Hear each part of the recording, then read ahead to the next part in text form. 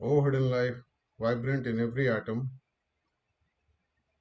O hidden light, shining in every creature, O hidden love, embracing all in oneness, may each who feels himself as one with thee know he is also one with every other.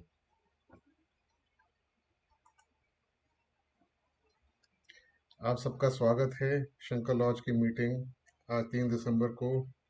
हम लोग का जो topic है वो है the solar system in the light of theosophy.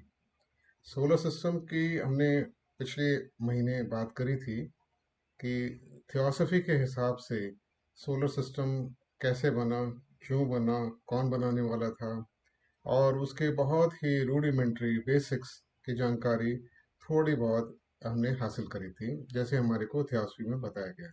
आज उसी का हिस्सा हम आगे बढ़ाएंगे और कोशिश करेंगे कि थोड़ा सा और हम डिटेल में जान सकें कि कैसे हमारा ये जो सिस्टम है जिसको हम सूर्य और सूर्य के आसपास के जो प्लैनेट्स हैं ये कैसे आए और इनका पर्पस क्या था। तो हम देखते हैं थियोसफी में हमारे को क्या बताया गया है। थोड़ा सा पहले रिकैप करेंगे जो लास्ट टाइम। तो ये हम देखते हैं कितना सुंदर ये बताया है सोलर सिस्टम। हमारे को यहाँ पे जो डायग्राम दिया है ये सी जनदास दास जी की किताब है फर्स्ट प्रिंसिपल्स ऑफ थियोसफी, उसमें ये प्लेट आती है। ये जो ये डायग्राम जो राइट के अंदर है ये वाला सिर्फ किताब के अंदर आता है, ऑनलाइन वर्जन में मैंने नहीं देखा इसको। जो ऑनलाइन किताब है ई बुक्स जो हैं, तो ये बहुत सुंदर लगा तो इसको लगाया है। इसमें हम देख सकते हैं कि एक फूल की तरह पेटल्स जिसके हैं उस तरीके से उन्होंने हमें बताया सोलर सिस्टम डेवलप हुआ है, ये ऐसा देखा जाता है।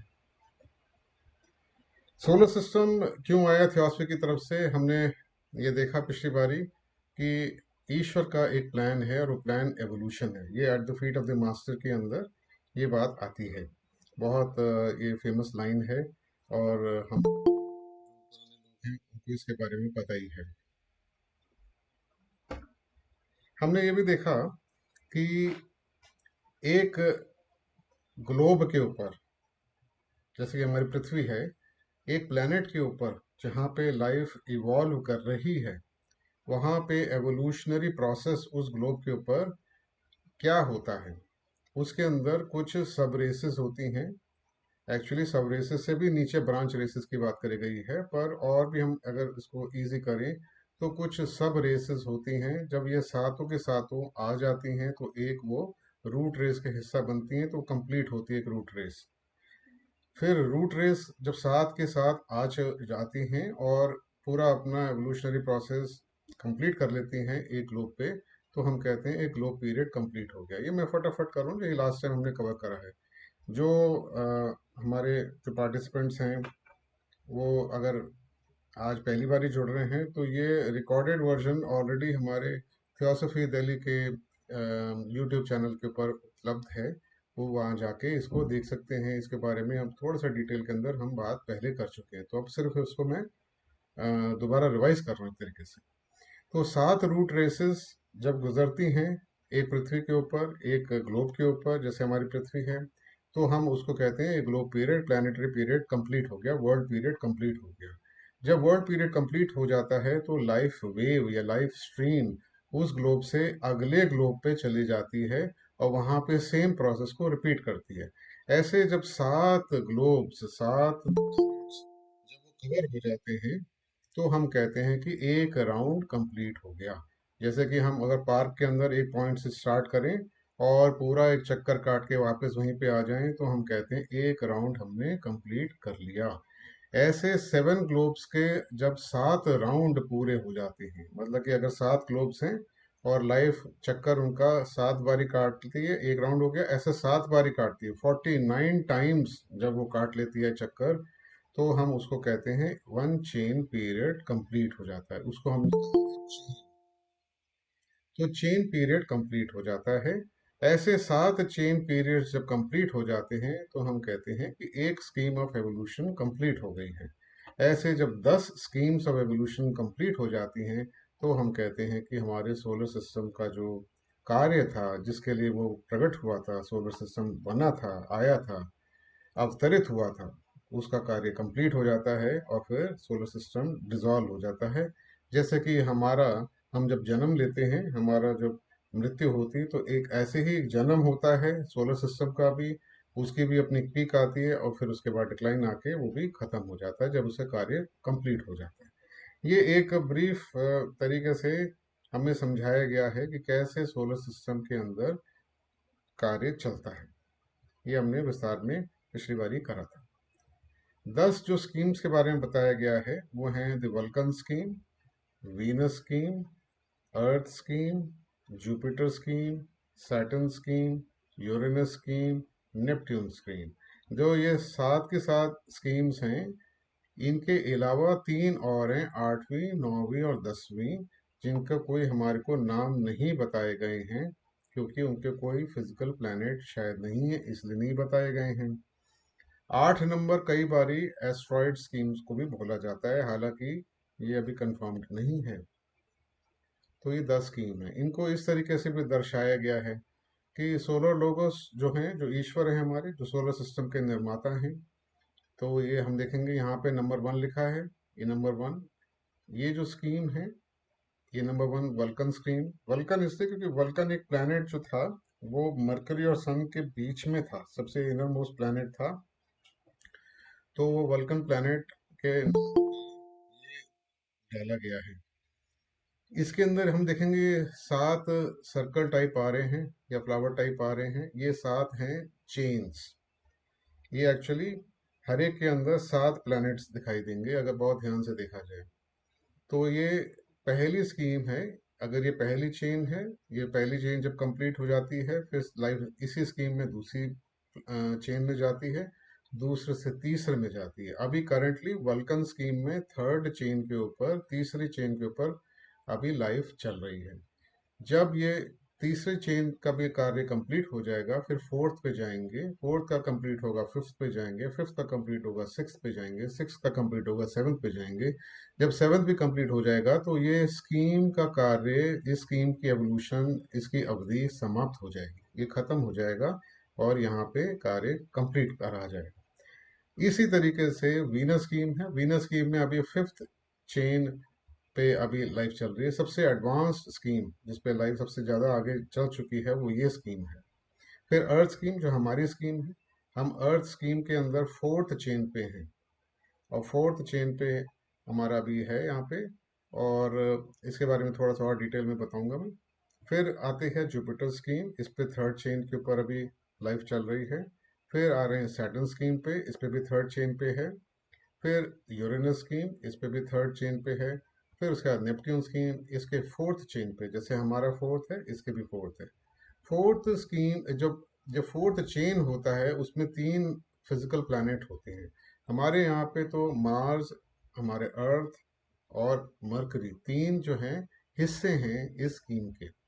नेपट्यून के अंदर एक नेपट्यून और है जिनके बारे में हमारे को नहीं पता है। फिर उसके बाद में 3 आते हैं अननेम्ड स्कीम्स। इन अननेम्ड स्कीम्स के बारे में हमें कुछ नहीं पता है। ऐसे अनुमान लगाया जाता है कि ये पहली या दूसरी चेन के ऊपर यहाँ पे कार्य चल रहा होगा, क्योंकि पहली और दूसरी चेन के अंदर कोई भी फिजिकल प्लैनेट नहीं होता। वैसे ही छठी और सातवीं चेन के अंदर कोई फिजिकल प्लैनेट नहीं होता। तो ये स्कीम्स हमारी फिजिकल नज़रों से परे होती हैं, हमें पता नहीं चलता इनके बारे में। ये 10 स्कीम्स हैं। ये 10 की 10 स्कीम्स जो हैं, ये सोलर सिस्टम को कॉन्स्टिट्यूट करती हैं थियोसफी के अंदर। अगर किसी को अभी भी क्लियर नहीं है कि ये स्कीम क्या होती है, तो वो पूछ सकते हैं ताकि उनके लिए आसानी रहे। मैं फिर से इसको दोहराता हूँ। सोलर सिस्टम के अंदर 10 स्कीम्स पे एवोल्यूशन चल रहा है। ये 10 स्कीम्स के अंदर एक स्कीम होती है, उसके अंदर 7 चेन्स पाई जाती हैं। हर एक चेन के अंदर 7 राउंड पे लाइफ चलती है। हर एक राउंड के अंदर 7 ग्लो पीरियड्स होते हैं, मतलब कि 7 जो प्लैनेट्स हैं, जैसा कि अभी हम देखते हैं यहाँ पे, ये ये 7 प्लैनेट्स हैं, A B C D E F G। ये हमारी अर्थ स्कीम के बारे में अगर हम देखें, अर्थ स्कीम में फोर्थ चेन पे फोर्थ राउंड में हम हैं। तो यहाँ 7 प्लैनेट्स हैं, ये एक इस अर्थ स्कीम का हिस्सा हैं, ये 7 प्लैनेट। तो जब प्लैनेट ए पे लाइफ होगी, यहाँ पे जब कंप्लीट करेंगे, 7 रूट रेसेस आएंगी इसके ऊपर, 7 प्रकार की जातियां ह्यूमन बींग्स की, ह्यूमैनिटी की इसके ऊपर आएंगी और जाएंगी। जब उनका कार्य कंप्लीट हो जाएगा, तब यहाँ पे लाइफ का काम कंप्लीट हो जाएगा। तो यहाँ से लाइफ फिर मूव करेगी, यहाँ बी पे आएगी। बी के ऊपर भी ऐसे ही 7 आएंगी, और जब उनका कार्य भी पूरा हो जाएगा, फिर उसके बाद में वो सी पे जाएंगे। जब सी, हमारे अर्थ स्कीम के अंदर सी जो प्लैनेट है वो फिजिकल प्लैनेट है, वो मार्स है, मंगल ग्रह है, जहाँ पे हम लोग थे। वहां पे जब 7 रूट रेसेस कंप्लीट कर लेती हैं अपना कार्य, फिर हम आए अर्थ के ऊपर। और अभी करंटली हम पृथ्वी के ऊपर हैं। हम लोग यहाँ पे भी जब 7 रेसेस कंप्लीट होंगी, तब यहाँ से हमारा छुटकारा होगा, और हम यहाँ से जाके फिर मरकरी पे जाएंगे। हम का मतलब ये हुआ, वो ह्यूमैनिटी जो अभी ह्यूमन किंगडम को क्रॉस नहीं कर पाई है, सुपर ह्यूमन नहीं बन पाई है, जीवन मुक्त अवस्था को अभी उसने नहीं पाया है, वो वाली ह्यूमैनिटी जो अभी भी मनुष्य है और उससे नीचे एनिमल किंगडम, वेजिटेबल, सारे जो किंगडम्स हैं, वो सारी के सारी ट्रांसफर होती हैं अगले प्लेनेट पे। वो मरकुरी है हमारे लिए अगला प्लैनेट। और उसके बाद में हम फिर जाएंगे ये छठे के ऊपर, जो कि एस्ट्रल प्लेन के ऊपर है ये। और फिर हम जाएंगे लोअर मेंटल प्लेन पे, जो जी प्लैनेट है। ये 7 प्लैनेट हैं, दो जो हैं लोअर मेंटल प्लेन के ऊपर हैं, दो एस्ट्रल प्लेन के ऊपर हैं, 3 फिजिकल प्लेन के ऊपर हैं। ये फोर्थ चेन का फोर्थ राउंड हम इस पे चल रहे हैं। और अभी हमारे यहाँ पे जो एवोल्यूशन चल रही है, उसके हिसाब से हमने अभी हम फिफ्थ रेस, जिसको हमने आर्यन रेस कहा है, वो अभी पृथ्वी पे है। तीसरी रेस का नाम लेमूरियन दिया गया है, चौथी का नाम अटलांटियन रेस का दिया गया था, वो आर्यन रेस कहा गया है। पहले का नाम ईथरिक था, जो कि अब पूरी तरह से खत्म हो गई है, वो नहीं दिखाई देती है। दूसरी रेस का नाम हाइपरबोरियन था, वो भी खत्म हो गई है। लेमूरियन रेस के अभी भी रेमिनेंट्स, कुछ उस प्रकार के जो, उस रेस के जो उस जाति के जो लोग अभी भी मौजूद हैं, वो ब्लैक जो लोग हैं, जिनको हम यहाँ पे, अब तो नीग्रो शब्द इस्तेमाल नहीं होता, पर वो जो हम अफ्रीका के अंदर जो हमारे को दिखाई देते हैं ब्लैक पीपल, जो जो वो वाले लोग जो हैं, वो उसके अंश हैं लेमूरियन के, पर वो प्योर फॉर्म में नहीं है। वो जो ब्लैक नीग्रो लोग जो हैं, ये लोग अटलांटियन रेस के साथ में काफ़ी मिक्स हो चुके हैं। तो इसलिए अब जो दिखाई देते हैं वो लोग, वो एक्चुअली मिक्सचर है थर्ड रूट रेस का और फोर्थ रूट रेस का। मगर फिर भी वो अभी भी मौजूद हैं और डिस्टिंक्ट हैं, अलग हैं, एकदम अलग प्रकार के लोग दिखाई देते हैं, अलग रेस है। अटलांटियन रेस जो थी वो पूरी की पूरी आई, उसकी एक अपनी पूरा उसने अपने आप को देखा, इवॉल्व हुई, और अब वो डिक्लाइन पे है। मगर फिर भी डिक्लाइन पे होने के बावजूद भी हमारे पृथ्वी पे आज की डेट में मैक्सिमम लोग जो ह्यूमन बींग्स के अंदर हैं, वो इसी रेस को बिलोंग करते हैं। और ज़्यादातर वो जो लोग दिखाई देते हैं, वो हमारे को, जैसे जापानीज, चाइनीज, ये जो मोंगोलाइड फीचर्स के जो लोग हैं, जो हमारे यहाँ नॉर्थ ईस्ट के लोग हैं, जो चाइनीज, जापानीज, कोरियंस, ये लोग हैं। थोड़े बहुत एस्किमोज भी हैं, थोड़े बहुत ईस्ट रशिया के भी लोग हैं, फिलिपिनोज हैं, इंडोनेशियंस हैं। ये सारे जो मोंगलाइड, नेपाल, भूटान, ये सारे जो लोग हैं, बर्मा वाले, ये सारे के सारे जो हैं, ये अटलांटिन रूट रेस के जो हैं रेमनेंट्स हैं, उनके बचे हुए लोग हैं, मिक्सचर्स हैं बहुत इसके अंदर। तो इनको अभी भी ये हैं। और साथ ही साथ जो अभी करंट लेटेस्ट जो रेस चल रही है हमारी पृथ्वी पे, वो है आर्यन रेस। इसमें जो सबसे पहली सब रेस है, अब 7 सब रेसेस इसमें आएंगी, 7 हिस्से इसके आएंगे। जब ये सातों पूरे हो जाएंगे, तब हम कहेंगे कि ये रेस पूरी कंप्लीट आ चुकी है। तो इसका जो पहला हिस्सा था, सब रेस थी जिसको हम कहते हैं, वो तो हिंदू और थोड़े बहुत इजिप्ट के अंदर भी ये लोग थे। तो ये हम लोग जो नॉर्थ इंडिया के अंदर जो लोग हैं, हम लोग जब पहली सब रेस के को बिलोंग करते हैं, आर्यन या फिफ्थ रूट रेस के। जो फिर अरब कॉन्टिनेंट के, अरब जैसे सऊदी अरेबिया है, उस साइड पे जो लोग आए, और इजिप्ट के अंदर भी जो आए, ये लोग जो हैं, इनको बोला गया है आर्यन सेमाइट, जो ये सेकंड सब रेस बनी। थर्ड हो थी वो पर्शिया के, जो आज करंट ईरान के ऊपर कहते हैं, वहाँ पे जो डेवलप हुई, वो थर्ड सब रेस थी। फिर जो ईस्ट यूरोपियन जो लोग हैं, जैसे ग्रीस थे, टर्की के लोग थे, साउथ भी हम कह सकते हैं, स्पेन भी है, ये लोग जो लोग थे, ये लोग सेल्टिक माने जाते हैं। और फिर जो ट्यूटोनिक है, जो करंट रेस जो है, सब रेस जो है फिफ्थ के अंदर, वो ट्यूटोनिक जो बोली जाती है, वो है ब्रिटिश, स्कैंडिनेवियन, जैसे Norway, Sweden, American, Australians, New Zealand के जो लोग हैं, ये ट्यूटोनिक माने जाते हैं। जर्मनी भी आती है इसके अंदर। हालांकि यूरोप में थोड़े मिक्सचर है इनका। सेल्टिक और ट्यूटोनिक में ये फर्क है। सेल्टिक वाले जो थे, या इसको केल्टिक भी बोलते हैं, ये लोग जो हैं, ये इमोशनल ज़्यादा हैं, आर्टिस्टिक ज़्यादा हैं। और ट्यूटोनिक जो हैं, ये इनका जो थिंकिंग कैपेसिटी ज़्यादा है, इमोशंस कम हैं, ज़्यादा जो है इनका माइंड काफ़ी डेवलप्ड है, कैलकुलेटिव कह सकते हैं, मेंटल एबिलिटीज ज़्यादा हैं इनके अंदर, बैलेंस हैं उस सेंस में। तो ये जो लोग हैं, ये टीटॉनिक हैं।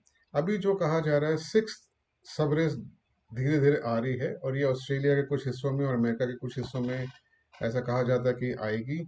और जो सेवन सबरेस आएगी, वो कहा जाता है कि साउथ अमेरिका के अंदर आएगी, ऐसा बताया जाता है। सिक्स, जब ये फिफ्थ पूरी की पूरी जो रूट रेस है ये कंप्लीट हो जाएगी, तब, और उससे पहले ही वैसे तो सिक्स रूट रेस स्टार्ट हो जाएगी, और जब सिक्स भी कंप्लीट हो जाएगी, फिर सेवन्थ आएगी। जब सेवन्थ भी कंप्लीट हो जाएगी, तब जाके हम कहेंगे कि जो कार्य है इस पृथ्वी पे, अर्थ पे, इस ग्लोब पे कंप्लीट हो जाएगा, और लाइफ वेव यहाँ से फिर मूव करके मर्क्यूरी पे आ जाएगी, और फिर वही सिलसिला वापस चालू होगा सात रेसेस का। इस तरीके से हर एक प्लैनेट के ऊपर सात सात रेसेस कंप्लीट होते होते चलेंगी। और जब ये सात प्लैनेट कंप्लीट हो जाएंगे, इस पे लाइफ पूरी हो जाएगी, तो इसे हम कहते हैं एक राउंड कंप्लीट हो जाएगा। जब एक राउंड कंप्लीट हो जाएगा, तो फिर उसके बाद ऐसे जब सात राउंड कंप्लीट हो जाएंगे, तो एक चेन पीरियड कंप्लीट होगा। एक चेन, जब सात चेन पीरियड कंप्लीट होंगे, तो एक स्कीम कंप्लीट होगी। ऐसे 10 स्कीम कंप्लीट होने पे सोलर सिस्टम का काम कंप्लीट होगा। अब हम देखते हैं कि एवोल्यूशन जो है, कौन से टाइप के एवोल्यूशन हमारे यहाँ पे चल रहे हैं। ये भी हमने लास्ट टाइम बात करी थी। 7 प्रकार के एवोल्यूशन चल रहे हैं, जिसके बारे में हमारे को ह्यूमैनिटी के बारे में पता है। ये सबसे ज़्यादा जो है इसके बारे में इंफॉर्मेशन हमें दी गई है। थोड़ी बहुत इंफॉर्मेशन देवा एवोल्यूशन के बारे में भी दी गई है, पर बहुत ज़्यादा नहीं दी गई है। तीसरे के बारे में तो बिल्कुल ही नहीं पता। सेल लाइफ, जो प्रोटोप्लाज्म है, वो कैसे डेवलप हो रहा है, उसका क्या लाइन ऑफ एवोल्यूशन है, इसके बारे में कुछ खास नहीं बताया है। चौथा जो है केमिकल एलिमेंट्स या एटम्स, ये भी एक लाइन ऑफ एवोल्यूशन है, इसके बारे में भी हमारे को कुछ खास बताया नहीं गया है। पांचवी, छठी, सातवीं, तीन के बारे में तो बिल्कुल ही नहीं बोला गया। सिर्फ बोला गया कि कुछ है, मगर क्या है नहीं बताया गया है। तो हमारे लिए ये जो ह्यूमैनिटी वाली जो एवोल्यूशन है, हम इससे, इसके बारे में हमारे को हमारा कंसर्न इससे है। अब हम अगर देखें कि हम लोग हैं कहाँ पे, तो ये सब मैं रिकैप कर रहा हूँ पिछली बारी का। तो हम देखते हैं कि ये जो मिल्की वे गैलेक्सी है, ये मिल्की वे गैलेक्सी के अंदर स्पाइरल्स, या ये जो दूरिया, तभी इसलिए मिल्की वे कहते हैं इसको, इसके अंदर स्पाइरल फॉर्म है, वाइटिश टाइप की दिखाई देती है। और इसमें ये जो स्पाइरल्स हैं, इनके अंदर कुछ हिस्से हैं, उसके अंदर एक हिस्सा है, उसे कहा गया है ओरायन सिग्नस। वो ऐसा लगता है जैसे हाथ है स्पाइरल के अंदर, तो उसे कहा गया ओरायन सिग्नस आर्म, ARM। उस ओरायन सिग्नस आर्म के ऊपर हमारा सोलर सिस्टम है। यहाँ पे ये सन की डॉट है, जो ये पॉइंट है जहाँ हमारा सोलर सिस्टम है। इतनी बड़ी गैलेक्सी के अंदर ये डॉट जो है, यहाँ पे ही हमारा सोलर सिस्टम है। तो ये सोलर सिस्टम जब बना, हमने लास्ट टाइम बात करी, तो जो सोलर सिस्टम के निर्माता हैं, जिनको हम सोलर लोगोस कहते हैं, उन्होंने, उनको एक जगह मिली या उन्होंने ली, हमें नहीं पता डिटेल्स। उनको ये जगह मिली, ये जगह पे उनको क्या मिला, इस जगह पे उनको खाली मैटर मिला, जो कि एक प्राइमोर्डियल मैटर था, जो ऑलरेडी वहां पे मौजूद था, उसको मूल प्रकृति भी कहा गया है। और ये जो इसलिए यहाँ पे उसको खाली दिखाया गया कि ब्लैंक था, जैसे कि 16 लोग आए, उनको परमिशन मिली या उनको वो जगह मिली, उन्होंने बोला भाई यहाँ पे मैंने सोलर सिस्टम का निर्माण करना है इतने एरिया के अंदर। जैसे हमें प्लॉट ऑफ लैंड खरीद लें, एक हिस्सा खरीद लें, तो अब उसके अंदर जैसे भी जमीन है, कुछ पत्थर हैं, कुछ गड्ढे हैं, कुछ कुछ भी जो पड़ा हुआ है वो हमारा, हमें वो मिला है। अब उसको हमने डेवलप करना है। तो इनको क्या मिला, इनको ये खाली जगह मिली, 16 लोगों को। इस खाली जगह के अंदर जो मैटर था उसको मूल प्रकृति कहा गया है, इसको ईथर भी कहा गया है। ये जो स्लाइड मैंने ली है, ये जो डायग्राम है, ये फर्स्ट प्रिंसिपल्स ऑफ थियोसफी सी जनराज दास की किताब है, वहां से लिया गया है। मगर उसके अंदर ध्यान से देखने पे मालूम पड़ा कि उसके अंदर कुछ छोटे छोटे से बबल्स हैं। बबल्स कह लें, पॉइंट्स ऑफ लाइट कह लें। ये जो पॉइंट्स ऑफ लाइट हैं, ये सोलर लोगोस से प्रीवियस या उनसे जो बड़े, इसके बारे में कुछ नहीं बताया गया कि किसने ये बबल्स बनाए, पर ये माना जाता है कि ये जो बबल्स हैं, लोगोस, अब हम लोगोस वर्ड यूज कर लें, चाहे सोलर हो चाहे कॉस्मिक लोगोस हो, कोई भी, हमारे लिए तो बहुत ऊंचे, ये बहुत ऊंचे लोग हैं, बींग्स कह सकते हैं, उनको लोग भी नहीं कह सकते। इन्होंने क्या करा, इस स्पेस के अंदर, इस खाली स्पेस के अंदर अपनी एनर्जी, अपनी चेतना से छेद करा। ये मटेरियल है, इस मटेरियल में छेद करा अपने विल से। और ये छेद जो करा वो लाइट की तरह हमें समझाने के लिए बताया। ये जो छेद करा, इस मैटर को कोइलॉन भी बोला गया है। तो कोइलॉन के अंदर ये छेद करने पे मैटर को सेपरेट करा गया और एक अंदर हॉलो पोर्शन भरा अपनी एनर्जी से, उस लोगोस ने, जिसको हम कॉस्मिक लोगोस कह लें, नहीं तो हम सोलर लोगोस भी कह सकते हैं, कोई फर्क नहीं पड़ता। हालांकि आ, बाद की किताबों के अंदर ये कहा गया है कि सोलर लोगोस को ये छेद, ये जो बबल्स हैं, ये ऑलरेडी मिले, तो ये बबल के रूप में पाए जाते हैं वहाँ पे। तो खाली जमीन जब सोलर लोगोस को मिली, उसके अंदर ये बबल्स मिले वहाँ पे। ये जो बबल्स थे, ये बबल्स एक सिंगल बबल जो है, इसको कहते हैं बबल इन कोइलॉन, KOILON। ये जो ग्रीक शब्द कोइलॉस से बनता है, एम्प्टी। तो यहाँ पे ये खाली था, इसके अंदर कुछ नहीं है जो हम समझ सकें। इस खाली बबल को उन्होंने इस्तेमाल करा और इन्हीं से अपने मटेरियल को बनाया, इसी से सोलर सिस्टम का मटेरियल मैटर बनाया। तो ये बबल्स ऑफ कोइलॉन को इस्तेमाल करा। अब ये ध्यान रखिएगा, ये जो बबल है, ये बबल के अंदर कोई मैटर नहीं है, रादर ये बबल जो बना है वो मैटर को हटा के बना है। जैसे कि हम पानी के अंदर फूंक मारें तो पानी छट जाएगा जब हवा घुसेगी उसके अंदर, और हवा जो है अपनी जगह बनाएगी उस पानी के अंदर। तो जैसे वो बनाएगी अंदर बबल, तो वो बबल जो होगा उसके अंदर पानी नहीं है, उसके अंदर हवा है, उसके अंदर कुछ और। तो ये जो बबल है, इसके अंदर लोगोस की लाइट है या एनर्जी है, इसके अंदर मटेरियल नहीं है, मगर इसी बबल को लेके मटेरियल बनाया जाएगा। अब हम देखते हैं, और यहीं से कॉम्प्लेक्सिटी स्टार्ट होती है। सोलो लोगस ने क्या करा, सोलो लोगस ने के पास में तीन एनर्जीज हैं, या तीन हाथ हैं, या तीन मोड हैं, या तीन तरीके से वो काम करते हैं। तो हम कहेंगे कि तीन उनके पास में, तीन उनके अपने हिस्से थे, तीन लेफ्टिनेंट कह लो, तीन उनके अपने आदमी कह लीजिए, तीन उनके वर्कर कह लीजिए, कुछ भी कह लीजिए। तो उनके पास में तीन तरीकों से उन्होंने इस सोलर सिस्टम को बनाने के लिए ये चीज़ें इस्तेमाल करी। तीन हिस्से अपने, तीन एनर्जीज को इस्तेमाल करा। पहला जो था, जिसको हम थियोसफी में कहते हैं थर्ड लोगोस, इनको हम फर्स्ट सेकंड थर्ड लोगोस कहते हैं, मगर उन्होंने पहला जो कार्य जो स्टार्ट करने के लिए करा उस खाली बंजर जमीन पे, वो था थर्ड लोगोस से। थर्ड लोगोस को हिंदू या सनातन धर्म में ब्रह्मा कहा गया है। इनको होली स्पिरिट भी कहा गया है, क्रिश्चियनिटी के अंदर। हर एक रिलीजन में कुछ ना कुछ नाम ऐसा दिया गया है। तो ये जो थर्ड लोगोस हैं, इन्होंने कार्य स्टार्ट करा, और जब जैसे ही उन्होंने कार्य स्टार्ट करा, अपनी एनर्जी इस खाली बबल्स वाले एरिया के अंदर डाली, तो इस एनर्जी का जो मूवमेंट था, इसे कहा गया है फर्स्ट आउट पोरिंग या फर्स्ट लाइफ वेव। अलग अलग किताबों में जब आप पढ़ेंगे तो आपको ये फर्स्ट आउट पोरिंग भी आएगा, दिखाई देगा लिखा हुआ, फर्स्ट लाइफ वेव भी दिखाई देगा, ब्रह्मा के आउट ब्रेथ भी कई जगह पे आएगी, थर्ड लोगोस का टर्म भी आएगा।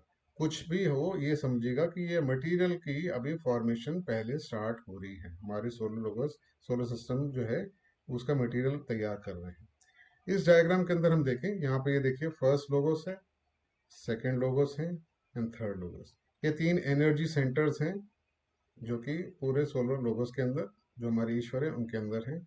वो सबसे पहले जो कार्य करना चालू करते हैं वो है थर्ड लोगोस। और ये जो थर्ड लोगोस हैं, ये बनाते हैं मैटर, ये बनाते हैं सब्सटेंस, जिससे आगे ये पृथ्वी और ये सब चीजें बनेंगी। तो ये क्या करते हैं, इन बबल्स को लेके, जो हमने बबल्स की बात करी थी, इन बबल्स को लेके, और इनको ये बबल्स ऐसे पड़े हुए हैं, हम देखें ऊपर यहाँ पे सब डॉट डॉट डॉट डॉट पड़े हैं, ये बबल्स पड़े हुए हैं। इन बबल्स को लेके इन्होंने 7 बबल्स को लेके एक स्पाइरल बनाया। स्पाइरल का मतलब, जैसे हम ये देखते हैं गोलाकार एक चीज बनाई, स्पाइरल बनाया। उस स्पाइरल शेप के अंदर इन्होंने चीजों को बांधना चालू करा, और इस तरीके से इन्होंने इनको ये मटेरियल तैयार करना चालू करा। तो इस तरीके से इन्होंने 7 प्लेन्स को डेवलप करा, 7 प्लेन्स ऑफ मैटर ये डेवलप करा। ये हम थियोसॉफी में सुनते हैं ना, 7 planes of matter, physical plane या physical world, astral world, mental world, intuitional world यानी बुद्धिक वर्ल्ड, स्पिरिचुअल वर्ल्ड। ये तो स्पिरिचुअल वर्ल्ड मतलब निर्वाणिक आत्मिक प्लेन की हम बात करते हैं, मोनाडिक वर्ल्ड यानी अनुपादक वर्ल्ड, और डिवाइन वर्ल्ड मतलब आदि वर्ल्ड। तो जो पुराने नाम थे उनको फिर एनी बेसेंट चेंज कर दिया था, और उन्होंने बोला इसको डिवाइन वर्ल्ड, आदि प्लेन को, अनुपादक को बोला मोनाडिक, आत्मिक को बोला स्पिरिचुअल, बुद्धिक को बोला इंट्यूशनल, मेंटल, एस्ट्रल, फिजिकल। ये सातों जो प्लेन्स की रचना है, जो इसको डेवलप करा, वो थर्ड लोगोस ने करा। और थर्ड लोगोस ने क्या इस्तेमाल करके करा, इन बबल्स को। बबल्स क्या थे, वो एनर्जी पॉइंट्स थे जो कि कॉस्मिक लोगोस ने यहाँ पे रखे हुए थे, जिस एरिया पे सोलर सिस्टम बनना है। उनको इकट्ठा करा, और उन्होंने फिर ये 7 प्लेन्स बनाए, ये आदि, अनुपादक, आत्मिक, बुद्धिक, मेंटल, एस्ट्रल, फिजिकल, ये सातों बनाए। हर एक प्लेन के अंदर 7 सब प्लेन हैं। तो वो मटेरियल को अरेंज करा, ग्रुपिंग करी, उसको स्पाइरल फॉर्म के अंदर उन्होंने बनाया। हम यहाँ देख सकते हैं कि ये पहला जो आदि है, जो डिवाइन वर्ल्ड है, आदि प्लेन के अंदर जो मटेरियल है वो सिंपल सिंपल बबल से बना हुआ है। पर जैसे जैसे वो और नीचे और ज़्यादा डेंस प्लेन्स को, मटेरियल को बनाते गए, तो इनको कंबाइन करते गए बबल्स को। तो हम देखते हैं कि आदि वर्ल्ड के अंदर तो एक ही बबल है एक एटम में, मगर जैसे ही हम मोनाडिक में एंटर करते हैं तो 49 बबल्स आ जाती हैं। आत्मिक वर्ल्ड के अंदर जैसे और कॉम्बिनेशंस बढ़ते हैं इन स्पाइरल्स के, तो ये 2401 2401 बबल्स एक एटम में इस प्लेन के आते हैं। बुद्धिक के अंदर हम देखते हैं कि 1 लाख से ऊपर बबल एक एटम के अंदर बुद्धिक प्लेन के आते हैं। मेंटल के अंदर तो 57 लाख बबल एक एटम के अंदर पाए जाते हैं। एस्ट्रल के अंदर तो और भी ज्यादा आगे बढ़ जाते हैं हम, तो 28 करोड़ बबल्स एक एस्ट्रल के एटॉमिक सबप्लेन की एटम के अंदर पाए जाते हैं।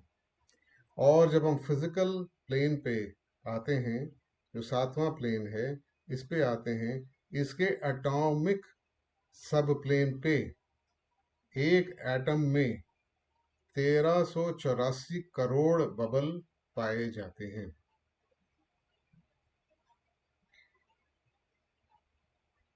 तो यहाँ पे हो सकता कई लोग को मुश्किल आ रही हो, मगर आप कोशिश करिए फॉलो करने की। ये जो बबल्स हैं, इन बबल्स को इकट्ठा करके थर्ड लोगोस ने ग्रुपिंग करी और ये प्लेन्स ऑफ मैटर बनाए। वो बनाए इस तरीके से कि उन्होंने उनको स्पाइरल फॉर्म दिया। जैसे कि एक स्पाइरल, स्पाइरल का मतलब एक ऐसा घुमावदार 7 एटम्स को उन्होंने एक साथ घुमा के एक ज्वाइन कर दिया अपनी फोर्स के साथ में, तो वो एक स्पाइरल बना। तो उस स्पाइरल को बोलते हैं spiral of the first order. वो जो एक स्पाइरल बना, उसके साथ स्पाइरल लेके उन्होंने फिर नेक्स्ट एक स्पाइरल बना दिया, जैसे यहाँ देखते हैं, इसे कहते हैं spiral of the second order. ये कॉम्प्लेक्स बनता चला गया, ये 7 इस टाइप के, तो इस करते करते करते करते यहाँ पे पहुंचे मैस्टर पे, तो spiral of the sixth order बना। और उसके बाद में जब नेक्स्ट फिजिकल प्लेन का एटम, जिसके अंदर एक एटम के अंदर 1384 करोड़ ये बबल थे, इस एटम को बोला गया है ultimate physical atom. Ultimate physical atom के दो स्वरूप हैं, दो रूप हैं।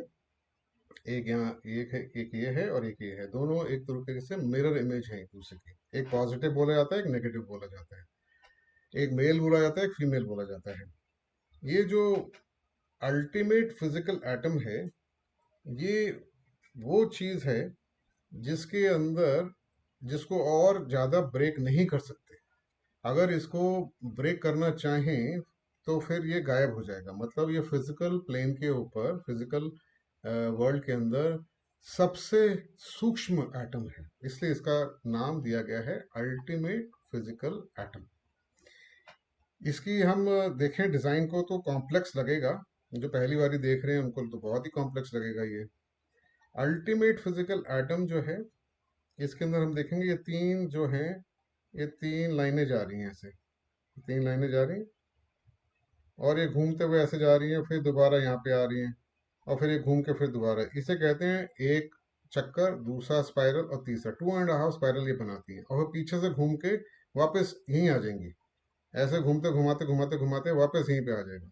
अगर इनको खोल दें, इनको तो खोल के अगर प्लेन एक सरफेस पे रख दें तो एक सर्कल है, मतलब कि ये जुड़े हुआ है, एक एक ये जो पूरा के पूरा एक रिंग की तरह है। उस रिंग को ट्विस्ट करा हुआ है। रिंग मतलब एक सर्कुलर फॉर्म के अंदर एक वायर है, उसको ट्विस्ट करा हुआ है। ऐसे 10 वायर्स को, जिसमें 3 थिक हैं, 3 थोड़ी मोटी हैं और 7 जो हैं वो उससे पतली हैं, इन 10 वायर्स को लेके ट्विस्ट करके इस तरीके से ये डिजाइन करा गया है। ऐसे समझें तो शायद हमारे को समझ में आए। ये ट्विस्टिंग 10 की करी गई है और ये बनता है हमारा अल्टीमेट फिजिकल एटम। इसमें एक मेल और फीमेल बताया, वो इसलिए क्योंकि इसमें जो फोर्स है एस्ट्रल प्लेन से एंटर करती है और दूसरे छोर से फिजिकल प्लेन के अंदर घुसती है, और एक दूसरे के अंदर फिजिकल प्लेन से एंटर करती है और एस्ट्रल प्लेन में घुसती है। ये वन वे स्ट्रीट की तरह है। वन वे, वन जो वैल्व होता है ना जिसके अंदर, जैसे वो उस तरीके से कि फोर्स एक ही डायरेक्शन में जा सकती है, या तो एस्ट्रल से फिजिकल में जाएगी या फिर फिजिकल से एस्ट्रल में जाएगी। इसलिए ये दो प्रकार के एटम्स अल्टीमेट फिजिकल एटम्स पाए जाते हैं, और इन्हीं के कॉम्बिनेशन से, इन्हीं को मिला मिलू के बाकी जो हमारे फिजिकल प्लेन के जो एटम्स हैं वो बनाए जाते हैं। जैसे हमारे सॉलिड, लिक्विड, गैस, ये सब को तोड़ दें, एकदम पूरा जितना तोड़ सकते हैं तोड़ दें, तो एंड में जाके ये अल्टीमेट फिजिकल एटम्स निकलेंगे। तो सारे के सारे फिजिकल वर्ल्ड के अंदर जो मटेरियल है जो हम देखते हैं, वो सब का जो एंड पॉइंट है जिससे वो बने हैं, वो है अल्टीमेट फिजिकल एटम। और अल्टीमेट फिजिकल एटम जो है, एक अल्टीमेट फिजिकल एटम के अंदर 1384 करोड़ बबल पाए जाते हैं। इतना डिटेल के अंदर ये बनाया गया है सोलर सिस्टम। सिर्फ मटेरियल साइड अभी तो बात हो रही है, और इन सब को बना के रखना, उनके अंदर उनकी प्रॉपर्टीज को रखना, उनके नेचुरल लॉज जो हैं जिस पे वो चलते हैं, जो फिजिक्स, केमिस्ट्री और ये सब जो चलते हैं, वो मेंटेन करना, ये सब सोलर लोगोस जो हैं, सोलर लोगोस हैं, ये इनकी चेतना, इनकी विल, इनकी एनर्जी से हो रहा है। अगर उन्होंने जरा से भी विड्रॉ कर ली अपनी एनर्जी तो ये सारा का सारा स्ट्रक्चर जो है वहीं पे डिसॉल्व हो जाएगा, ऐसे कहा जाता है। और ये जो बबल्स हैं, इनसे इनको बनाया गया है। और बबल्स जो हैं वो, उनमें मटेरियल कुछ भी नहीं है, they are devoid of matter. The bubbles in colon are actually holes in the mool prakriti, and they do not have any material in them. So we can say paradoxically that the whole of the material part of the solar system is made from so-called matter, which does not have any matter. तो ये planes हैं, 7 planes. सातों planes के अंदर, हर एक plane के अंदर हम देखते हैं कि 7 सब प्लेन हैं, सॉलिड, लिक्विड, गैस। जैसे फिजिकल प्लेन भी हम कहते हैं, जो ईथरिक, सुपर ईथरिक, सब एटॉमिक, एटॉमिक, ये 7 बोले जाते हैं। ऐसे ही हर एक एस्ट्रल में भी 7 हैं, मेंटल में भी 7 हैं, इंट्यूशनल, सब के अंदर 7 आते हैं। तो ये 49 सब प्लेन्स हैं। मगर ये जो सातों के साथ जो प्लेन्स हैं, ये और बड़े एक सिस्टम जिसको हम कॉस्मिक प्लेन्स कहते हैं, उसके अंदर का एक हिस्सा ही है। तो यहाँ पे ये दिखाया गया है कि जैसे कि 7 हमारे फिजिकल वर्ल्ड्स, हमारे 7 वर्ल्ड्स हैं सोलर सिस्टम में, फिजिकल वर्ल्ड, एस्ट्रल, मेंटल, इस तरीके से कॉस्मिक लेवल पे भी कॉस्मिक फिजिकल वर्ल्ड है, कॉस्मिक एस्ट्रल वर्ल्ड है, कॉस्मिक मेंटल वर्ल्ड है, एंड सो ऑन। और इनके अंदर भी 7 सब प्लेन हैं। तो आप ये देख सकते हैं यहाँ पे कि ये क्यूब अगर है, इस क्यूब के जो ये 7 लिखा है, ये 7 जो है, ये 7 सब प्लेन है। इस प्लेन का, कॉस्मिक फिजिकल का जो ये सब प्लेन है, ये जो सब प्लेन है, ये एटॉमिक फिजिकल सब प्लेन हमारे में कॉरेस्पॉन्ड करता है। उसी की फिर कॉम्बिनेशन से पूरा फिजिकल प्लेन बनता है। मैं इससे ज़्यादा नहीं जाऊंगा क्योंकि कॉम्प्लेक्स हो जाएगा। ये आप इसको देख लीजिए, ये डायग्राम आपको फर्स्ट प्रिंसिपल्स ऑफ थियोसफी में मिलेगा। जो लोग इंटरेस्टेड हैं इसके ऊपर सोचने के लिए, आगे ये फैसिनेटिंग चीज़ को पकड़ने के लिए और गहराई में जाने के लिए, वो ज़रूर इस किताब को पकड़ें, देखें। और जिसको ना समझ में आए, जो नहीं करना चाहता, वो दोबारा, इसकी रिकॉर्डिंग तो हो ही रही है मीटिंग की, ये दोबारा देख सकते हैं इसको। तो हम ये देखते हैं, ये तो हमने बात कर ही ली है कि 1384 जो बबल्स हैं एक एटम में होते हैं फिजिकल के। यहाँ पे ये बात हो गई है हमारी। ये अल्टीमेट फिजिकल एटम पे हम आते हैं। तो अब अल्टीमेट फिजिकल एटम जो है इसके बारे में थोड़ा जानकारी हमारे को एक्स्ट्रा दी गई है, ऑकल्ट केमिस्ट्री में खासकर। तो हम थोड़ा देखते हैं क्या बताया गया हमारे को इसके बारे में, क्योंकि बहुत फैसिनेटिंग है अल्टीमेट फिजिकल एटम। ये 10 रिंग या वायर से बना हुआ है, जैसे हमने बात करी, 10 रिंग या वायर है। यही है डायग्राम, इसी में देखते हैं। ये 10 हैं, 1 2 3 4 5 6 7 8 9 और 10। ये 10 हैं, और फिर दोबारा ये 10 और नीचे दिखाई देते हैं। तो ये 10 के 10 बने हुए हैं, यही घूम के ये बनाते हैं, फटाफट घूमते हैं ये ट्विस्टेड हैं। बेसिकली ये 10 10 ही हैं, मगर इनको ट्विस्ट करके यहाँ पे करा हुआ है, तो ये घुमावदार हैं। It is made of 10 rings of wires which lie side by side but never touch one another. If one of these wires be taken away from the atom and as it were untwisted from its peculiar spiral shape and laid out on a flat surface, it will be seen that it is a complete circle, a tightly twisted endless coil. The coil is itself a spiral। जैसे हमने बात करी अभी, अगर हम इस ऊपर वाले वायर को लेके और इसको सपाट एक टेबल के ऊपर इसको रख दें स्ट्रेच करके, ये पूरा घुमावदार बनाया हुआ है, ये पूरा घुमावदार है ना। अब देखेंगे अगर यहाँ से ये, इसको अगर हम ट्रेस करें तो ये ऐसे घूमता हुआ यहाँ जाता है, पीछे जाएगा, फिर नीचे आएगा, यहाँ से नीचे आएगा, इधर से फिर नीचे आएगा, फिर ये आते आते घूम घाम के फिर वापस यहीं पे जुड़ के वापस आ जाएगा।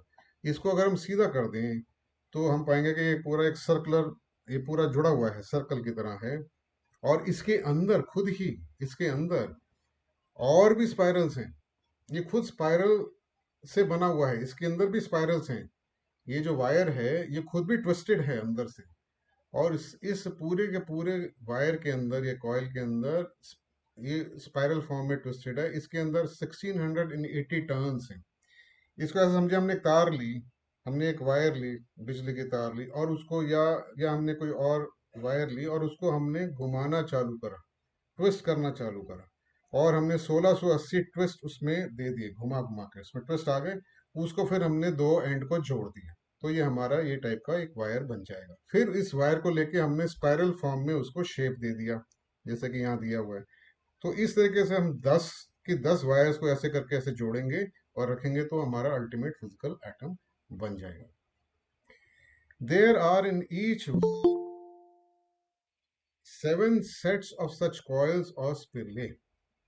अब और भी कॉम्प्लेक्स आती है बात, कि जो एक वायर है, उस वायर के अंदर जो जो टर्न दिए गए हैं, उन टर्न्स के अंदर 7 और पतले वायर्स हैं, 7 सेट्स हैं। अब जिन्होंने अगर बिजली की तार को कभी छील के देखा है, अंदर बहुत सारी पतली पतली कॉपर वायर्स होती हैं, और अगर हम उनको ट्विस्ट दे दें तो उस टाइप का यहाँ पे कंडीशन बन जाती है। हर एक इस वायर के अंदर, ये 10 वायर हैं, इसके अंदर ये खुद ट्विस्टेड हैं, और हर एक वायर के अंदर 7 सच कॉइल्स हैं, और सातों से बना हुआ है वो उसके अंदर। और वो सातों के सातों एक दूसरे के साथ में 90 डिग्री, ये जो है 90 डिग्रीज पे, जैसे हम कहते हैं ना डायमेंशन, जो कहते हैं लेंथ ब्रेथ एंड हाइट, इस तरीके से 90 डिग्रीज पे एक दूसरे के साथ है, साथ के साथ एक लाइन में नहीं पड़ी हुई, वो एक दूसरे से अक्रॉस पड़ी हुई है 90 डिग्रीज के एंगल पे। हम लोग तो सिर्फ लेंथ ब्रेथ और हाइट ही जानते हैं, 3 ही डायमेंशन जानते हैं, मगर 7 डायमेंशंस बताए गए हैं। ये सातों के सातों कॉयल जो हैं 7 डायमेंशंस के अंदर, डायरेक्शन के अंदर पड़े हुए हैं। इनको स्पिरिले कहा गया है। ये हर एक जो स्पिरिले है, हर एक वायर जो है, ये एक एक प्लेन का, जैसे एक एस्ट्रल प्लेन, एक फिजिकल प्लेन, एक मेंटल प्लेन, इसको उसकी लाइफ फोर्स उसके थ्रू जाती है, या उससे वो एनिमेट होता है, उसके साथ वो जुड़ा हुआ है। और हर एक राउंड के अंदर एक एक ये स्पिरुला एक्टिव करा जाता है, या उसमें लाइफ फोर्स एक्स्ट्रा फ्लो करती है, पूरा वो डेवलप होता है। तो जैसे कि आज की डेट पे हम लोग जहाँ हैं, हम 4th राउंड में हैं, तो हम इसलिए हमारे सब के जो फिजिकल, ये जो प्लेन के अंदर जो एटम्स हैं, इनके अंदर 4 ही ये स्पिरुले अभी एक्टिव हैं, या डेवलप्ड हैं, या मैच्योर हैं, या एनर्जाइज्ड हैं। Each spirula is animated by the life force of a plane, and 4 are at present normally active, one for each round. Their activity in an individual may be prematurely forced by yoga practice.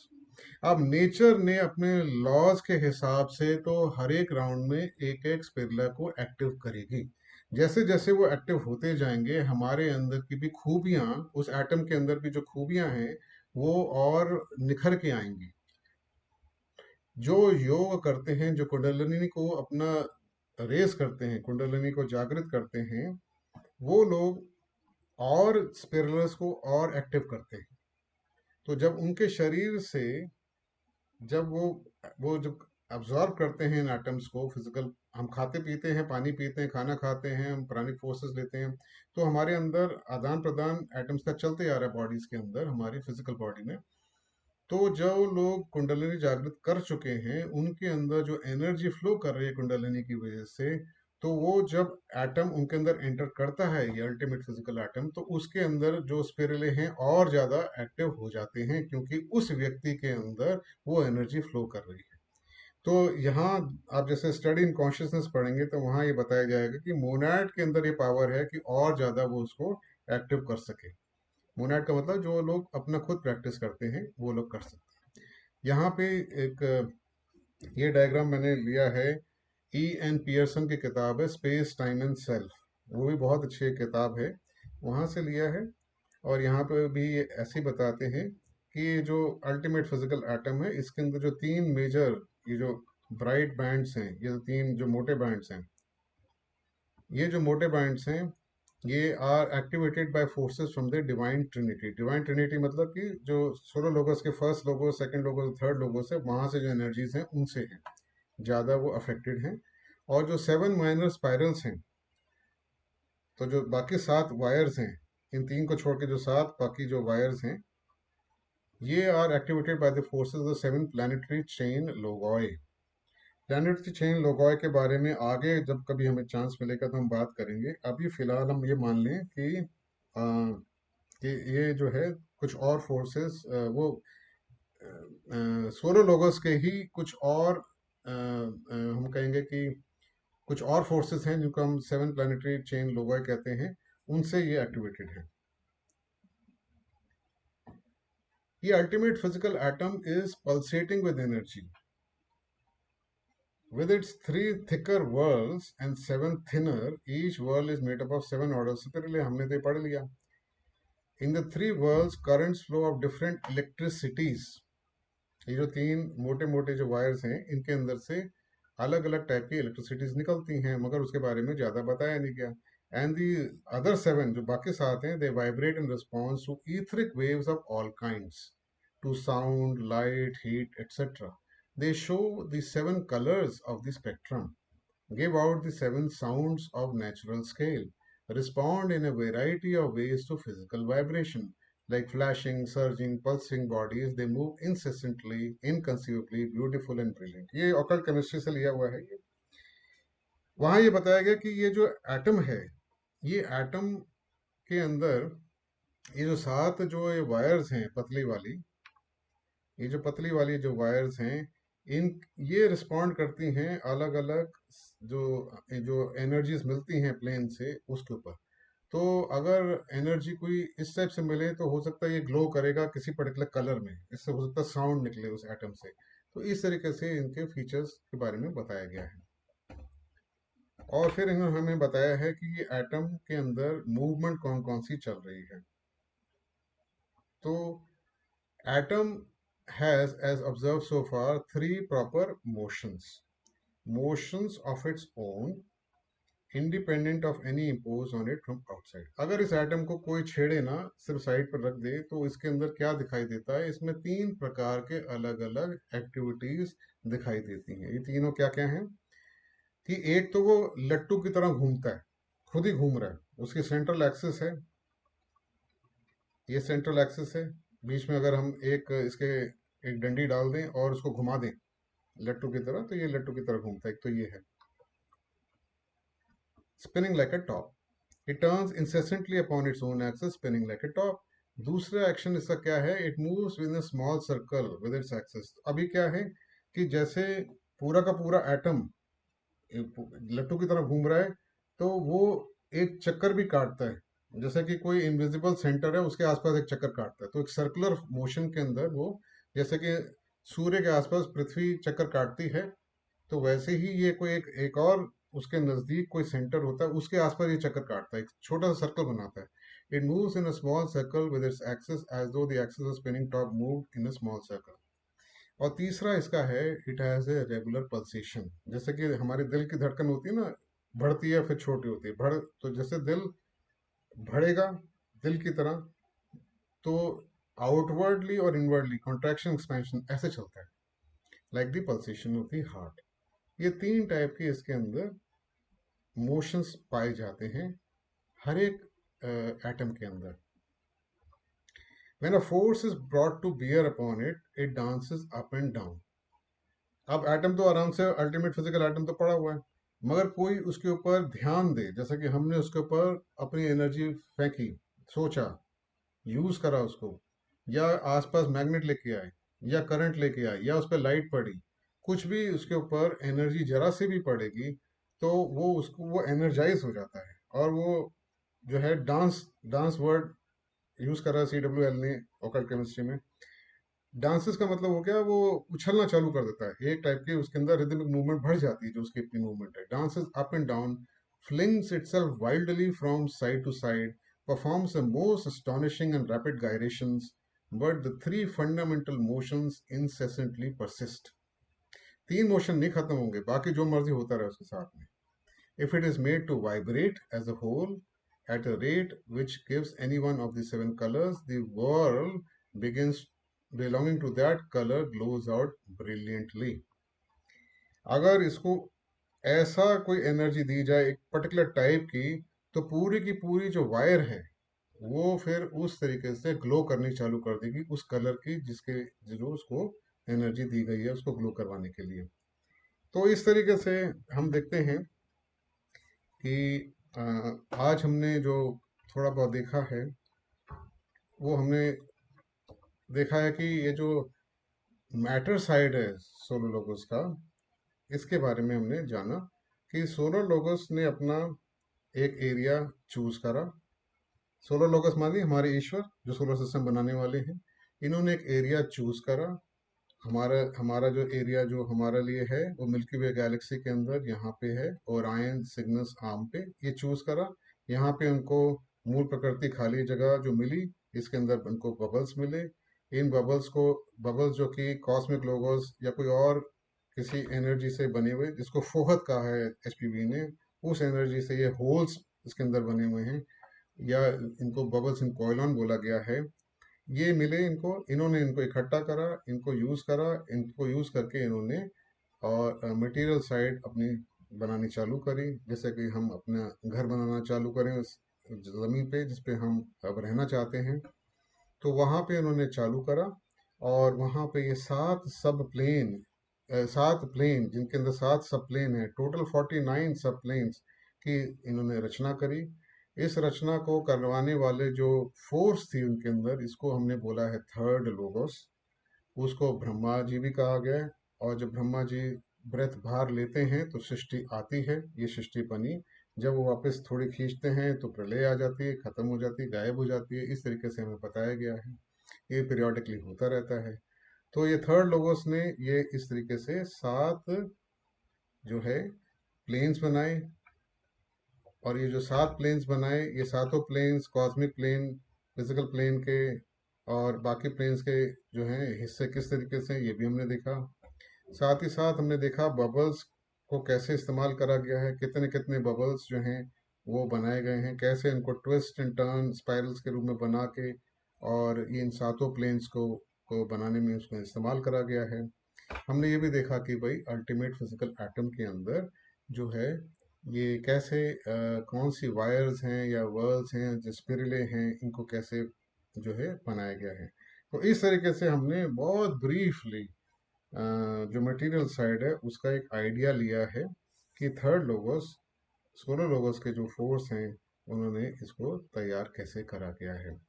तो यहाँ पे हम अ, अब वापस आते हैं.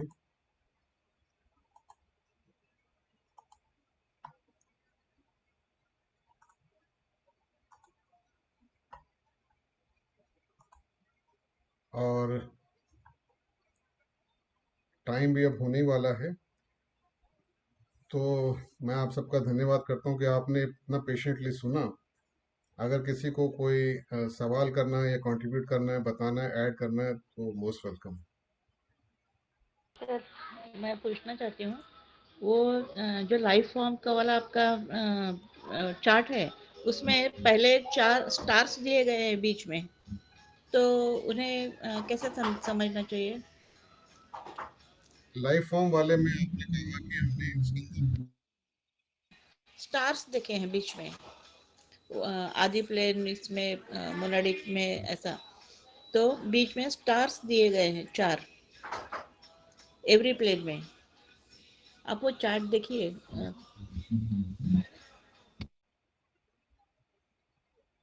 आप इसकी बात कर रहे हैं क्या?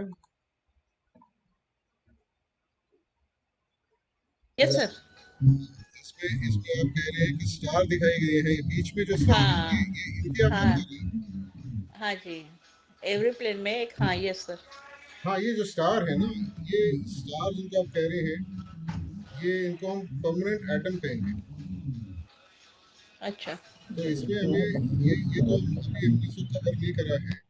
ये वाला पार्ट तो अगर कभी आएगा टाइम तो हम कवर करेंगे। ये अभी तो हमने ओके सिर्फ जो सर। राइट साइड वाला जो पार्ट है ना, यहाँ पे जो फोर्स मैटर लिखा है, इसको ही कवर करा है। Okay sir. ये तो फर्स्ट लोगों से थैंक यू। जब इंडिविजुअलाइजेशन होगी एनिमल से ह्यूमन की, तब यहाँ पे जब कॉजल बॉडी बनेगी, फिर ये सब जो सूत्र आत्मा के साथ में ये जो परमानेंट आइटम्स है ये जो जुड़ेंगे, तब जाके ये इसके बारे में फिर तब बात करी जाएगी। अभी तो आई थिंक ये क्लियर ओके हुई। Sir. Okay sir, thank you. तो फिर से आपको सुनने का मौका मिलेगा। धन्यवाद। धन्यवाद जी, धन्यवाद, थैंक यू वेरी मच।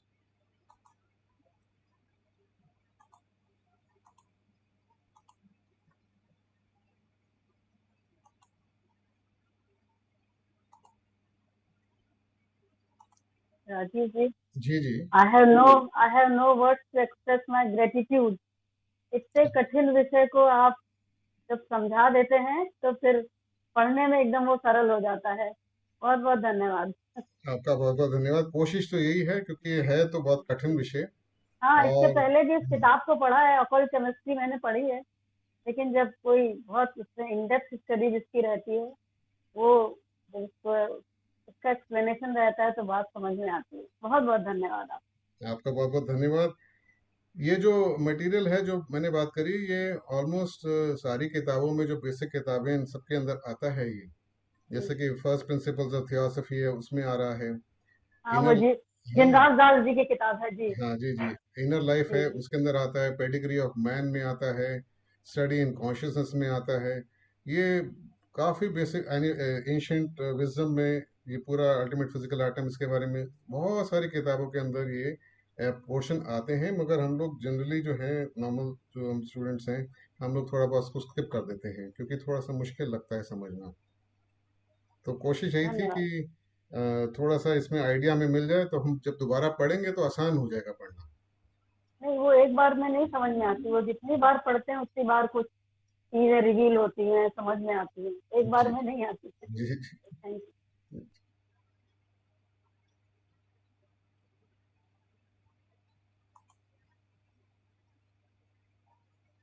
अच्छा, ये थैंक यू जीनू मास्टर, आपके कमेंट्स के लिए। ये सवाल पूछा गया, व्हाई डिड यू से 10 वायर्स, प्लीज एक्सप्लेन। 10 वायर्स ही हमारे को जो है मिली हैं, जो हमें बताया गया है। और क्योंकि 10 वायर्स के बारे में ही बताया गया है, तो हम कुछ और कर नहीं सकते। जो देखा गया है वही बताया गया। हालांकि इसकी भी एक्सप्लेनेशन दी गई है, मगर वो बहुत डिटेल में जाना पड़ेगा उसके लिए। जो टर्न्स के बारे में बताया गया, किस तरीके से वो चीज़ें बनाई गई हैं। तो अभी तो हम इतने पे रहे कि 10 वायर्स ही हैं अल्टीमेट फिजिकल एटम में।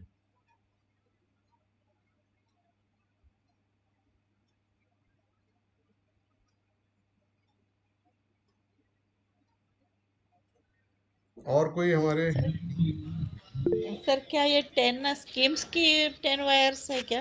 नहीं, इसके बारे में बताया नहीं। 10 स्कीम्स की तो कोई इसमें बात नहीं करी गई है। जो 10 वायर्स हैं, 3 तो मेन वायर्स हैं, उनके अंदर एक्स्ट्रा टर्न्स हैं, इसलिए वो मोटी दिखाई देती हैं। और वो उसके एक्सप्लेनेशन भी पूरी नहीं है कि वो क्यों एक्स्ट्रा टर्न्स हैं उसके अंदर। वैसे 10 वायर्स हैं। स्पाइरल जब बनते हैं ना, spiral of the 6th order बनता है। अब स्पाइरल्स को समझना पड़ेगा, बड़ा कॉम्प्लेक्स है। स्पाइरल्स के बारे में फर्स्ट प्रिंसिपल थियोसफी में भी एक डायग्राम और दिया है, जो मैंने यहाँ नहीं डाला, क्योंकि और वो कॉम्प्लेक्स हो जाती बात। स्पाइरल जब एक बनता है, उस स्पाइरल के साथ स्पाइरल्स को लेके एक और नया स्पाइरल बनाते हैं, मोटा स्पाइरल। फिर वो उसके साथ को और बनाते हैं, इस तरीके से वो स्पाइरल फॉर्म में बनाते चले जाते हैं। तो अल्टीमेटली जाके क्यों 10 स्पाइरल फॉर्म बनाते हैं, ये मुझे नहीं पता। हो सकता है कि कोई रीजन हो उसके बारे में 10 का। हाँ सर, आदि ओके प्लेन सर, में थैंक यू। जो आदि प्लेन में एटॉमिक सबप्लेन है, हम्म, उसमें वन एटम में वन बबल है, वन डबल है, हाँ। एंड वन ही एटम होता है आदि के एटॉमिक सबप्लेन पे। हाँ, बिल्कुल सही बात है। आदि प्लेन के एटॉमिक सब प्लेन में एक ही बबल से एक एटम बनता है। नहीं, बट एटम्स भी, एटम्स में भी सिंगल एटम है या है वैसे मल्टीपल एटम, बहुत सारे एटम्स है? उसी सब प्लेन पे, एटॉमिक सब प्लेन पे, और हर एटम का एक अपना वन बबल है ऑफ कॉइलॉन। देखो, फिर ध्यान से सुनते, आदि प्लेन का जो एटॉमिक सब प्लेन है उसके अंदर हर एक एटम जो है वो एक ही बबल से बना हुआ है। जब हम एटॉमिक से सब एटॉमिक सब प्लेन पे आएंगे तो उसके कॉम्बिनेशंस जो बबल्स के हैं फिर उनसे फिर एक एटम बनेगा सब एटॉमिक प्लेन का।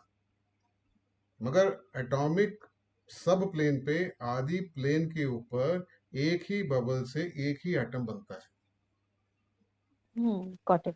तो जब हम डिसेंड करेंगे सब प्लेन बाय सब प्लेन, हम्म, अब ये बबल्स मिलके एक कॉम्प्लेक्स स्ट्रक्चर बनाएंगे, लेकिन सिंगल एटम में फिर वो जो मल्टीप्लिसिटी में, वो जो 49 इंटू 49 की मल्टीप्लिसिटी से वो बबल्स यूज होंगे टू मेक दैट स्पाइरल। हाँ देखो इसमें क्या होता है, ये थर्ड लोगोस का काम अभी खत्म नहीं हुआ है। एक चीज और मैं ऐड कर देता हूँ, थर्ड लोगोस जो हैं जो ये मटेरियल बना रहे हैं, इन्हीं की एक्टिविटी से इस मैटर के अंदर जो हम नॉर्मल करंट या इलेक्ट्रिसिटी होती है वो भी एक्टिविटी इन्हीं की है। वो जो फोर्स इन मैटर में बन रहा है ये उन्हीं से आ रहा है। और साथ ही साथ कुंडलिनी फोर्स भी जो है वो भी थर्ड लोगोस की ही एक देन है, उसी से एसोसिएटेड है थर्ड लोगोस से। तो एक तो ये बात होगी। दूसरी बात है कि जब थर्ड लोगोस ने काम करा ये प्लेन्स बनाने का, तो वो जब सोलर लोगोस से वो निकले उन्होंने पहले उन्होंने 7 चक्कर काटे, ऐसा समझ लीजिए 7 उन्होंने एक्टिविटीज करी। पहली एक्टिविटी में वो गए आदि प्लेन के, उन्होंने पूरा जो है डेवलप करा आदि प्लेन को। आदि प्लेन जब डेवलप हो गया तो फिर वो वापस विड्रॉ हो गए और अंदर आ गए। फिर वो दोबारा वो स्टार्ट हुए और फिर उन्होंने अनुपादक प्लेन स्टार्ट करा फ्रॉम ग्राउंड जीरो।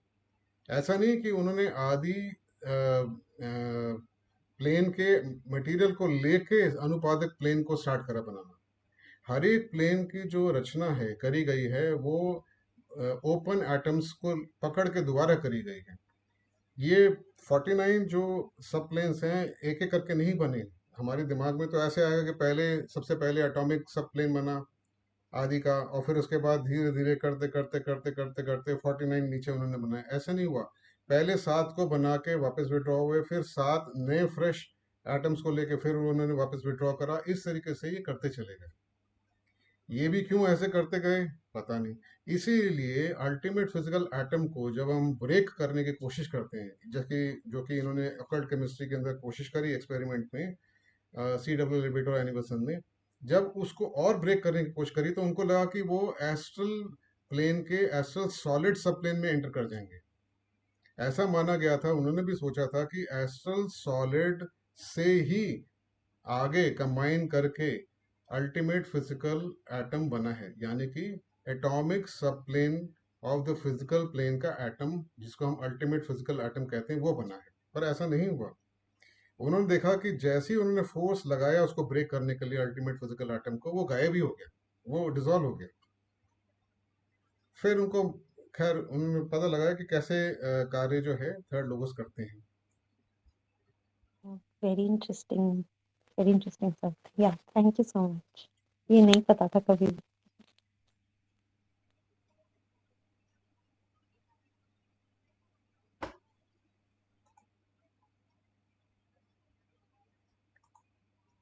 तो अब और कोई हमारे मेंबर्स को कोई कमेंट करना है या सवाल है कोई?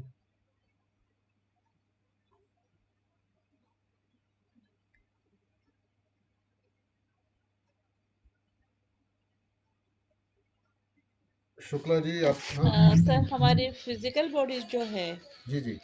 Sorry sorry to trouble you sir, no no. ना हमारी जो फिजिकल बॉडी है फिर वो हर प्लेन के एक एक एटम को लेकर अ, बनी है क्या? हर एक प्लेन के मैटर को एलिमेंटल मैटर बोलते हैं ना उनको, तो उससे बनी है। तो ये एटम्स जो है वो हर इसके अलग अलग तो है, तो हमारी बॉडी जो बनी है वो फिर कैसे बनी है? हमारी जो फिजिकल बॉडी है उसके अंदर दो पार्ट हैं, आपको पता ही है। एक तो डेंस फिजिकल बॉडी है और एक ईथरिक बॉडी है। तो जो डेंस फिजिकल बॉडी है वो सॉलिड लिक्विड गैस के सब प्लेन के मटेरियल से बनी है। और जो सॉलिड लिक्विड गैस के सब प्लेन्स के जो मैटर हैं वो उनके जो अपने एटम्स हैं उनके एटम से वो बनी है, उनके जो कॉम्बिनेशन से बनी है।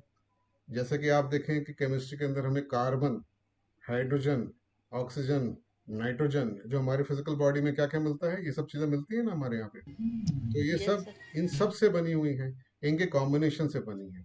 साथ ही साथ हमारी फिजिकल बॉडी के अंदर प्रोटोप्लाज्म भी मिलता है। अगर आपको ध्यान हो, एक और लाइन ऑफ एवोल्यूशन है सेल लाइफ, जो बात करी गई है प्रोटोप्लाज्म की, वो भी इन्वॉल्व है इसके अंदर।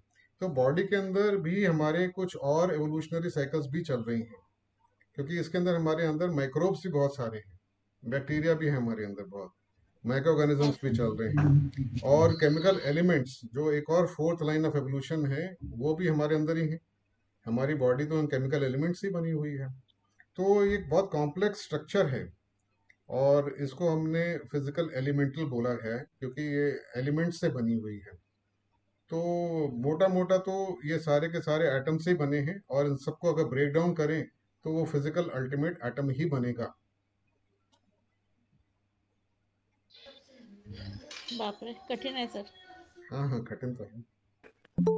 तो फिजिकल सॉलिड मैटर जो है उससे जब हम ब्रेक करते जाएंगे टू रीच द एटॉमिक सबप्लेन का मैटर में, देन अल्टीमेट वो जो फिजिकल एटम फिजिकल एटम है वो बनेगा। वो बनेगा। मतलब कि अगर हम अपनी फिजिकल बॉडी को ब्रेक करते चले जाएं, पहले तो अगर हम ब्रेक करें, सारा पानी खींच लें, और सारे जो नहीं, सूखा उसका हुआ सिंगल सेल ले, सिर्फ सिंगल सेल ले हम सिंगल सेल को लो के उसको ब्रेक करते जाओगे, अल्टीमेटली क्या बनेगा, अल्टीमेट फिजिकल एटम्स बहुत सारे मिल जाएंगे, करोड़ों। ऐसा एस्टिमेट करा जाता है कि हमारी बॉडी में 50 ट्रिलियन सेल्स हैं। हम्म, अब गिना तो किसी ने नहीं है, 50 ट्रिलियन को गिनना ही बड़ा मुश्किल है, गिनते गिनते जिंदगी कट जाएगी। अगर 50 ट्रिलियन हमारे को रुपए भी गिनने पड़ जाएं एक एक करके तो भी, तो 50 ट्रिलियन सेल्स, तो इतने तो एस्टिमेट करे गए हैं। हर एक सेल के अंदर फिर करोड़ों करोड़ों जो हैं अल्टीमेट फिजिकल एटम भरे पड़े हैं। तो अल्टीमेट जो है, जब हम रिडक्शन करेंगे तो अल्टीमेट फिजिकल एटम बनेगा फिजिकल बॉडी का, या किसी भी फिजिकल मैटर का। हमारे सामने कंप्यूटर है, मोबाइल है, जो भी मैटर है फिजिकल मैटर, उसको ब्रेक डाउन करते जाओ तो एंड में जाके अल्टीमेट फिजिकल एटम ही बनेगा, मिलेगा मतलब। जी। और अल्टीमेट फिजिकल एटम को अब अल्टीमेटली ब्रेक करेंगे तो कुछ भी नहीं है उसके वो बाद। उसको जब ब्रेक, उन्होंने जो ब्रेक हाँ करने की हाँ, कोशिश करी जी तो जी, हम एस्ट्रल सॉलिड पे लेकिन नहीं जा नहीं पाए, जा पाएंगे, वो नहीं जा नहीं। जी सर।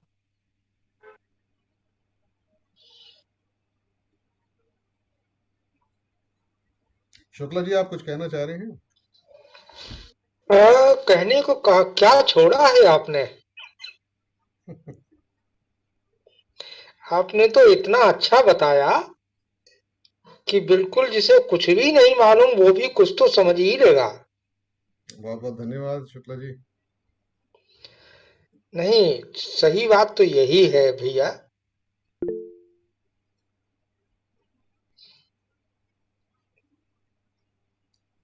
थैंक यू महादेवा मेरा जी। ख्याल समय तो हो चुका है। जी जी, शुक्ला जी, आपको कुछ और इसमें ऐड करना है क्या? नहीं, इसमें अभी ऐड करने के लिए मेरे पास नहीं है। ठीक ठीक।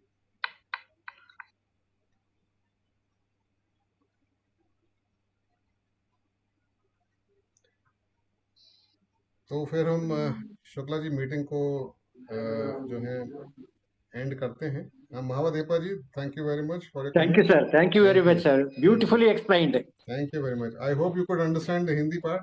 Yes, yes, sir. मैं समझ सकता हूँ sir. Okay, thank Thank you. बहुत अच्छा समझाया आपने। यू इतना ममता जी। कठिन विषय हाँ, बहुत कठिन। सिंपली समझाया, लेकिन फिर भी दिमाग में तो कैलकुलेशंस बैठते नहीं, बार बार समझो, बार बार पढ़ो तब जाके। हाँ, इसलिए जो thank you very much. Thank you, इसलिए डायग्राम्स जो है ना, ये बड़ा हेल्प करते हैं हमारे को, हाँ, डायग्राम्स। बहुत हेल्प करते हाँ, हैं, बिल्कुल, बहुत अच्छा। Thank you, Rajiv ji. Thank you very much, thank you. Thank you. एकदम I have been looking for it since long time, and looking forward to it again. Very thank you very nicely much, explained. Thank Very you, nicely explained, sir. Very nice. Thank you. Very nice, really. Very nice. Very nice.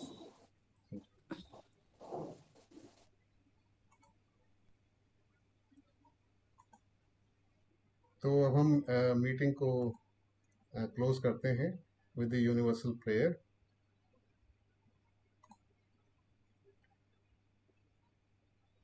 O hidden life, vibrant in every atom. Hidden light vibrant in every atom. O hidden light, shining in every creature. Hidden light shining in Oh, every hidden creature. light shining in every creature. O hidden love, embracing all in oneness.